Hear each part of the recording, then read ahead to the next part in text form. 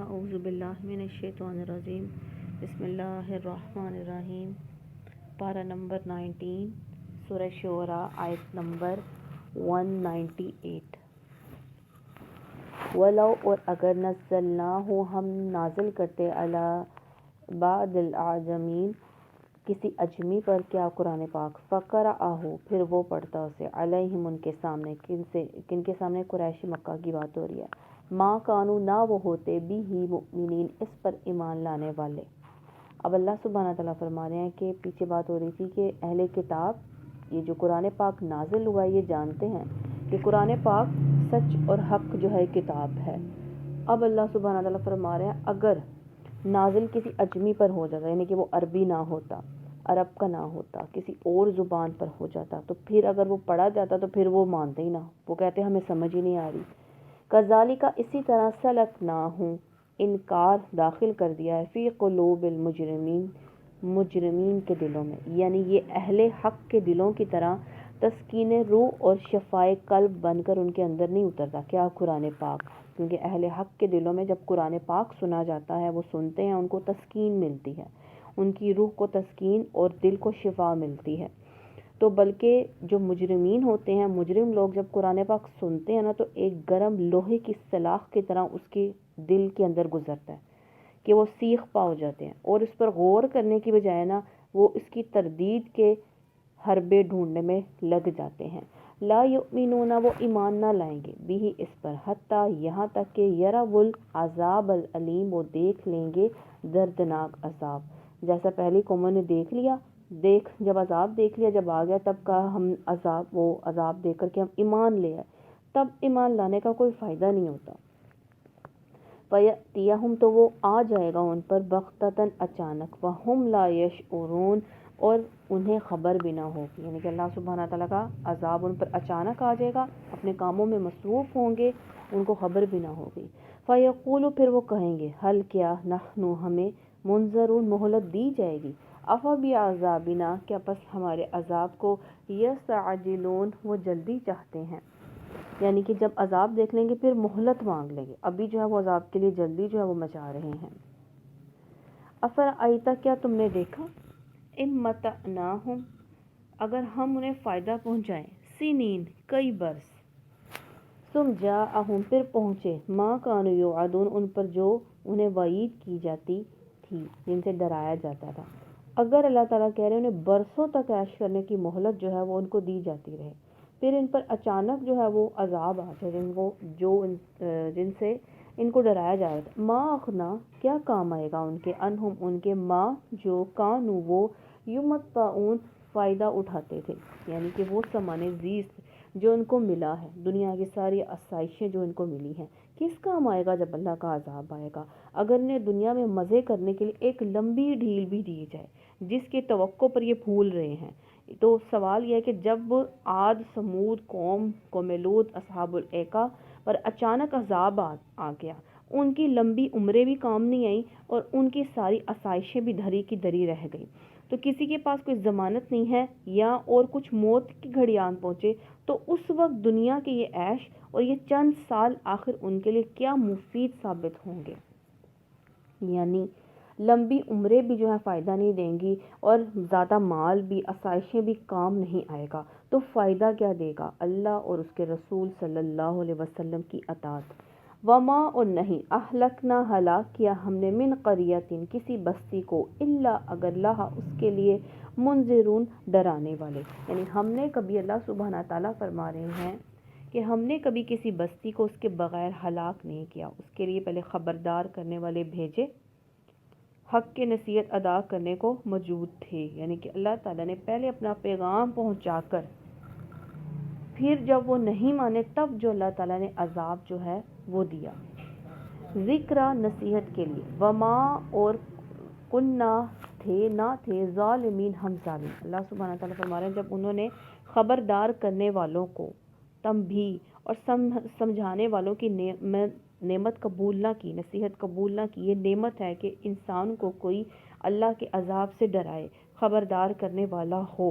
تو وہ اللہ سبحانہ تعالیٰ فرما رہے ہیں انہوں نے نصیحت قبول نہیں کی تو ہم نے انہیں ہلاک کر دیا۔ تو ظاہر ہے کہ یہ ہماری طرف سے ان پر کوئی ظلم نہیں تھا، ان کے کیے کا جو ہے وہ انجام تھا۔ وما تنزلت اور نہیں اترتے بھی الشیاطین اس سے لے کر شیاطین، کیونکہ کیا کہتے تھے، ہم نے پچھلی آیت میں پڑھا ہے کہ کافر جو ہیں یہ قریش کے مکہ کے کافر یہ کہتے تھے کہ نبی نعوذ باللہ نبی صلی اللہ علیہ وسلم خود تصدیق کر لیتے ہیں یا آپ کے پاس کوئی جو ہے وہ شیطان لے کر اترتا ہے۔ تو اب یہ یہاں پہ بتایا جا رہا ہے کہ کوئی عقل رکھتا ہے تو سوچے، جو قرآن میں باتیں بیان ہو رہی ہیں کیا وہ شیاطین کر سکتے ہیں، ان کی طرف سے ہو سکتی ہیں؟ کیا کبھی سنا ہے کہ شیطان نے خدا پرستی کی تعلیم دی ہو، ایک اللہ کی عبادت کی جو ہے وہ تعلیم دی ہو؟ وما ینبغی اور سزاور لہم نہیں ان کو، وما یستطیعون نہ وہ کر سکتے ہیں، یعنی کہ یہ ان کا کام ہی نہیں ہے، یہ ان کو کام سجتا نہیں ہے، نہ وہ ایسا کر سکتے ہیں۔ کون؟ شیاطین۔ انہم بے شک ان السمع وہ سنتا ہے، لا معزولون دور کر دیے گئے ہیں، یعنی کہ اللہ سبحانہ تعالیٰ وہ تو کون؟ شیاطین، اللہ تعالیٰ نے شیاطین کو اس کی سماعت سے وہ دور رکھے گئے ہیں۔ کون؟ شیاطین۔ کس سے؟ قرآن پاک سے۔ جب یہ وحی کے ذریعے اترتا تھا تو جبریل علیہ السلام جو ہے ایز اٹ از اللہ کا پیغام لے کر جو ہے وہ آ جاتے تھے، بیچ میں شیاطین کیا اللہ تعالیٰ نے وحی دی وہ نہیں سن پاتے تھے، اللہ تعالیٰ نے شیاطین کو اس کلام سے دور جو ہے وہ رکھا ہے۔ تو تبھی تو جب ہم اس کو پڑھتے ہیں تو وہ ہمیں آ کر جو ہے وہ کہتا ہے، ہمارے دل میں وسوسے ڈالتا ہے کہ تاکہ ہم اس کو نہ پڑھیں، کیونکہ جیسے جیسے ہم اس کو پڑھتے جاتے ہیں تو وہاں جہاں پر اللہ کا ذکر ہوتا ہے شیاطین بھاگ جاتے ہیں۔ فلا تدعو پس نہ پکارو، مع اللہ اللہ کے ساتھ، الہن کوئی آخر دوسرا معبود، فتکونا کہ ہو جاؤ من المعذبین مبتلائے عذاب۔ اب اللہ سبحانہ تعالیٰ یہ فرما رہے ہیں کہ اللہ کے سوا کسی کو نہ پکارو، اگر پکارو گے تو عذاب میں مبتلا ہو جاؤ گے۔ اب یہ قریش کیوں کر رہے تھے؟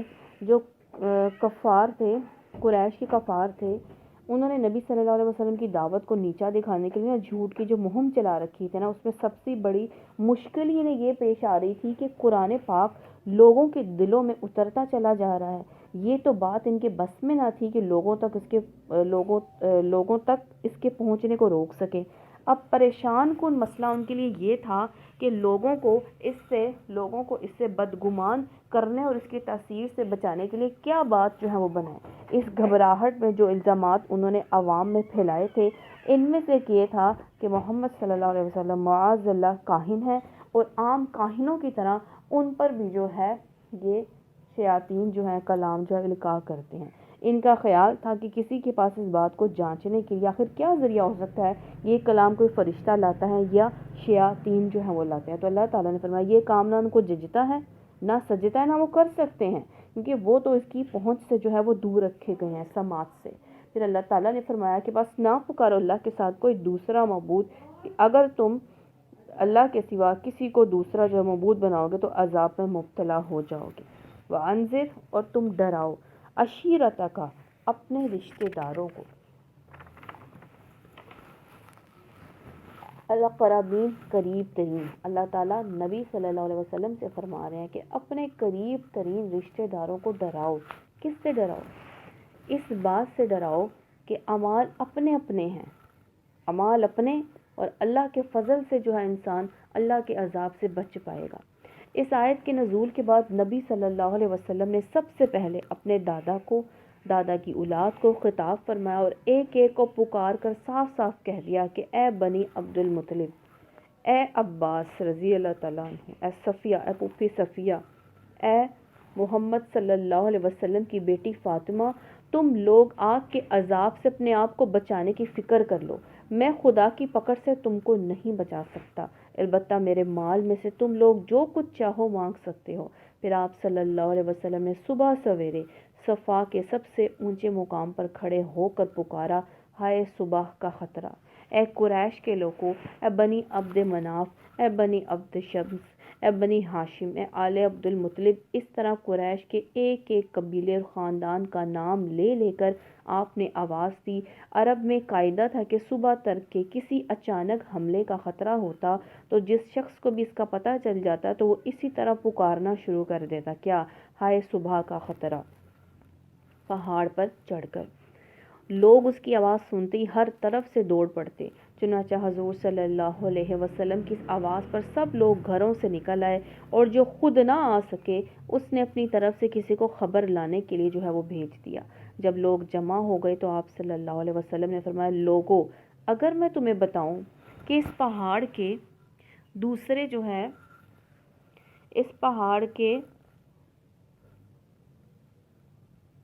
دوسری طرف ایک بھاری لشکر جو تم پر ٹوٹ پڑتا ہے، لوگو، تو تم میری بات سچ مانو گے؟ سب نے کہا، ہاں، ہمارے تجربے میں ہم نے تمہیں کبھی جھوٹ بولتے نہیں دیکھا۔ آپ نے فرمایا، اچھا، تو میں خدا کا سخت عذاب آنے سے پہلے تم کو خبردار کرتا ہوں، اپنی جانوں کو اس کی پکڑ سے بچانے کی فکر کرو۔ میں خدا کے مقابلے میں تمہارے کسی کام نہیں آ سکتا۔ قیامت میں میرے رشتہ دار صرف متقی ہوں گے۔ ایسا نہ ہو کہ دوسرے نیک اعمال لے کر آئیں اور تم لوگ دنیا کا وبال سر پر اٹھائے ہوئے آؤ۔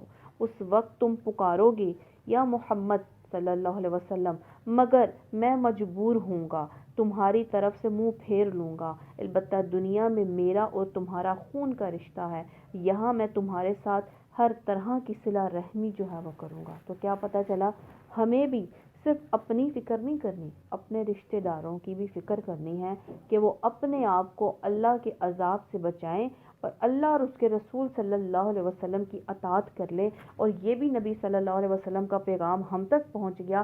آپ صلی اللہ علیہ وسلم نے فرمایا، میرے رشتہ دار میرے قریب کون ہوں گے؟ میرے رشتہ دار متقی ہوں گے، جو اللہ کا خوف وہ دل میں رکھتے ہوں گے۔ پرہیزگار لوگ میرے قریب ہوں گے۔ جو پرہیزگار نہیں ہوں گے ان کی طرف سے میں منہ پھیر لوں گا۔ وَخْفِضْ، اور جھکاؤ، جناحک، اپنا بازو، لمن اتبعک، اس کے لیے جس نے پیروی کی، من المؤمنین، مومنوں میں سے۔ اب اللہ سبحانہ تعالیٰ فرما رہے ہیں، نبی صلی اللہ علیہ وسلم آپ ان کے ساتھ تواضع سے پیش ہیں جو پیروی اختیار کرتے ہیں۔ فَإِن، پھر اگر عَصَوْکَ، وہ تمہاری نافرمانی کریں، فَقُلْ، تو یہ کہ انی، بے شک میں، بَرِیءٌ مِّمَّا تَعْمَلُونَ، بیزار ہوں اس سے جو تم کرتے ہو۔ یعنی خبردار کرنے کے بعد اب مجھ پر، یعنی کہ نبی صلی اللہ علیہ وسلم فرما رہے ہیں، اللہ تعالیٰ فرما رہے ہیں آپ کو کہ اب مجھ پر تمہارے کسی فعل کی کوئی ذمہ داری نہیں ہے، کیونکہ میں نے اپنا پیغام وہ پہنچا دیا ہے۔ وَتَوَکَّل، اور بھروسہ کرو، عَلَى الْعَزِیزِ الرَّحِیم، غالب پر، نہایت مہربان پر، اس پر اللہ سبحانہ تعالیٰ پر، جو غالب بھی ہے اپنے عذاب دینے پر اور مہربان بھی ہے توبہ کرنے والوں پر۔ الذی، وہ جو، یراک، تمہیں دیکھتا ہے، حین، جب تم تقوم، کھڑے ہوتے ہو۔ اب اٹھنے سے مراد، یعنی کہ کھڑے ہوتے سے مراد راتوں کو نماز کے لیے اٹھنا بھی ہو سکتا ہے اور فریضہ رسالت ادا کرنے کے لیے اٹھنا ہو سکتا ہے۔ وَتَقَلُّبُکَ، اور تمہارا پھرنا، فی الساجدین، سجدہ کرنے والوں میں، یعنی کہ سجدہ گزار لوگوں میں نقل و حرکت اللہ سبحانہ تعالیٰ دیکھ رہا ہے۔ اس کے کئی مطلب وہ ہو سکتے ہیں، معنی۔ ایک یہ کہ آپ صلی اللہ علیہ وسلم جب نماز باجماعت میں اپنے مقتدیوں کے ساتھ اٹھتے اور بیٹھتے، رکوع سجود کرتے ہیں، اللہ تعالیٰ اس وقت دیکھ رہا ہوتا ہے۔ یا اللہ سبحانہ تعالیٰ دوڑ دھوپ اور تگ و دو سے جو آپ کوششیں کر رہے ہیں، اللہ تعالیٰ وہ دیکھ رہا ہے، خوب واقف ہے۔ اِنَّهُ، بے شک، هُوَ السَّمِیعُ الْعَلِیمُ، وہ سننے والا اور جاننے والا ہے۔ حل کیا، وَنَبِّئُکُم، میں تمہیں بتاؤں، عَلَىٰ مَن تَنَزَّلُ الشَّیاطِینُ، کس پر اترتے ہیں شیطان۔ اب اللہ سبحانہ تعالیٰ فرما رہے ہیں، میں تمہیں بتاؤں کس پہ شیطان وہ اترتے ہیں۔ شیطان اترتے ہیں، تنزلو، اترتے ہیں، کلی، ہر افاکن، بہتان لگانے والے، اسیم، گناہ گار، یعنی کہ ہر جال ساز، بدکار، کاہن، فال گیری پر ہیں، یہ ایسے لوگوں پر وہ شیاطین وہ اترتے ہیں۔ یلقون، ڈال دیتے ہیں، سمعا، سنی سنائی بات، اکثرہم، ان میں سے اکثر، کاذبون، جھوٹے ہیں۔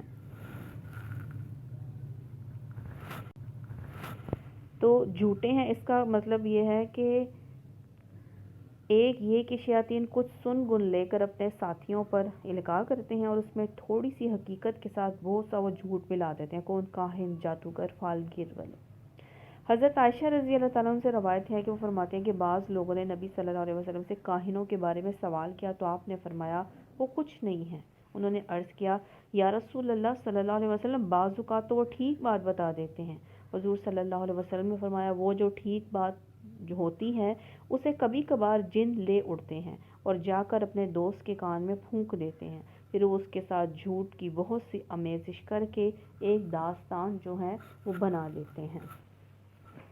وَالشُّعَرَاءُ رہے شاعر یتبعہم الغاوون، ان کی پیروی کرتے ہیں گمراہ لوگ۔ شاعروں کی پیروی کون کرتے ہیں؟ گمراہ لوگ، کیونکہ یہ جھوٹ ہی ہوتا ہے شاعری میں زیادہ تر، بلکہ جھوٹ ہی ہوتا ہے۔ شاعری کس کے لیے جائز ہے؟ اللہ کے دین حق کو بلند کرنے کے لیے جائز ہے، دین کے لحاظ سے دشمن کا جواب دینے کے لیے جو ہے وہ جائز ہے، ویسے جائز نہیں ہے۔ علم کیا تر انہم، کیا تم نے نہیں دیکھا فی کلی، کہ وہ وادن، ہر وادی میں، یہیمون، سرگردہ پھرتے ہیں، یعنی کہ وہ کیا کرتے ہیں، شاعری میں کیا ہوتا ہے وادی، پتہ نہیں کہاں سے کیا کسی کی نا آنکھوں کو کیا بنا دیتے ہیں، کسی کے ہونٹ کو کیا بنا دیتے ہیں، جھوٹ، مبالغہ اور بہتان، بے جا تعریف اور کیا ہوتا ہے مشرکانہ خرافات جو ہیں اس شاعری میں جو ہیں وہ شامل ہوتے ہیں۔ وَأَنَّهُمْ، اور یہ کہ یقولون، وہ کہتے ہیں، ما لا، جو وہ یفعلون، جو کرتے نہیں ہیں، جو کہتے ہیں نا وہ کرتے نہیں ہیں، شاعری میں جھوٹ ہوتا ہے۔ اِلَّا الَّذِينَ، مگر جو لوگ آمنوا، ایمان لائے، وَعَمِلُوا الصَّالِحَاتِ، انہوں نے عمل کیے اچھے، وَذَكَرُوا اللَّهَ، اور یاد کیا اللہ کو، کثیراً، کثرت سے، وَانتَصَرُوا، انہوں نے بدلہ لیا، من بعد، اس کے بعد، ما ظلموا، کہ ان پر ظلم ہوا، فَسَيَعْلَمُونَ، قریب جان لیں گے۔ بدلہ لیا کیا مطلب؟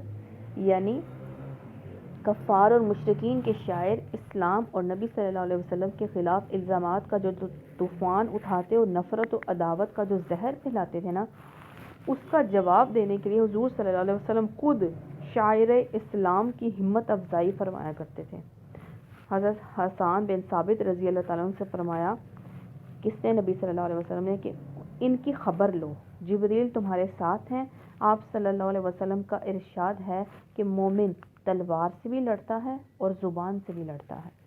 فَسَيَعْلَمُ، ان قریب جان لیں گے، الَّذِينَ، وہ لوگ، ظلموا، جنہوں نے ظلم کیا، أَيَّ مُنقَلَبٍ يَنقَلِبُونَ، کہ کس لوٹنے کی جگہ وہ لوٹتے ہیں، یعنی کہ معلوم ہو جائے گا کہ انجام کس کا اچھا ہوتا ہے۔ جنہوں نے ظلم کیا، جنہوں نے حق کو نیچا دکھانے کے لیے کوشش کی تاکہ لوگ بدگمان ہو جائیں، تو پتہ چل جائے گا کہ آخر میں کہ کس نے جو ہے غلط کیا اور کسی نے جو ہے وہ صحیح کیا۔ اور تو یہ بھی بات، اس سے یہ پتہ چلا کہ دنیا کی کسی بڑی سے بڑی طاقت کی بھی پرواہ نہیں کرنی چاہیے، اللہ کے بھروسے پر اپنا کام کیے چلے جاؤ، جو زبردست بھی ہے اور رحیم بھی ہے۔ اس کا زبردست ہونا اس بات کی ضمانت ہے کہ جس کی پشت پر اس کی تائید ہو، یعنی کہ جس کے پیچھے اللہ کا ساتھ ہو، اللہ کی مدد ہو، اسے دنیا میں کوئی نیچا نہیں دکھا سکتا۔ اس کا رحیم ہونا اس اطمینان کے لیے کافی ہے، جو شخص اس کی خاطر کلمہ حق کے لیے اللہ کے دین کو بلند کرنے کے کام میں جان لڑائے گا، اس کی کوششوں کو وہ کبھی رائے گا نہیں جانے دے گا۔ پھر اینڈ میں، آخر میں جو ہے قیامت والے دن پتہ چل جائے گا کہ کس کا انجام کیا ہوتا ہے۔ تو اس لیے اس میں ہمیں کیا پتہ چلا کہ آپ اللہ کے راستے پر ہیں تو دنیا آپ کو کچھ بھی کہے، اگر آپ کو معلوم ہے کہ آپ اللہ اور اس کے رسول صلی اللہ علیہ وسلم کی اطاعت پر ہو، تو دنیا کی پرواہ کیے بغیر آپ اپنے راستے پر چلتے جائیں، کیونکہ یہ کام کرنے والوں کے ساتھ اللہ کی مدد شامل ہوتی ہے، اور اللہ کی مدد جس کے ساتھ شامل ہو اسے کوئی نیچا دکھا نہیں سکتا ہے، اور وہ رحیم ہے، وہ کسی کا عمل کو ضائع جو ہے وہ نہیں ہونے دیتا ہے۔ تو اللہ تعالی ہمیں نیکی کے راستے پر رکھے، ہمیں اللہ تعالیٰ کی مدد جو ہے ہر وقت جو ہے درکار ہے، ہمیں چاہیے اللہ ہمیں ہمارے ساتھ اپنی مدد رکھے، اور اللہ تعالیٰ ہم سے ہر وقت رحیم ہونے کا جو ہے اس کا نام ہے، رحمت کا اللہ تعالیٰ ہمارے ساتھ معاملہ کرے۔ سبحانک اللہم و بحمدک نشہد ان لا الہ الا انت نستغفرک و نتوب الیک۔ جو غلطی کو تاہی اللہ ہمیں معاف فرمائے اور اللہ تعالیٰ ہمیں اس پر عمل کرنے کی توفیق عطا فرمائے۔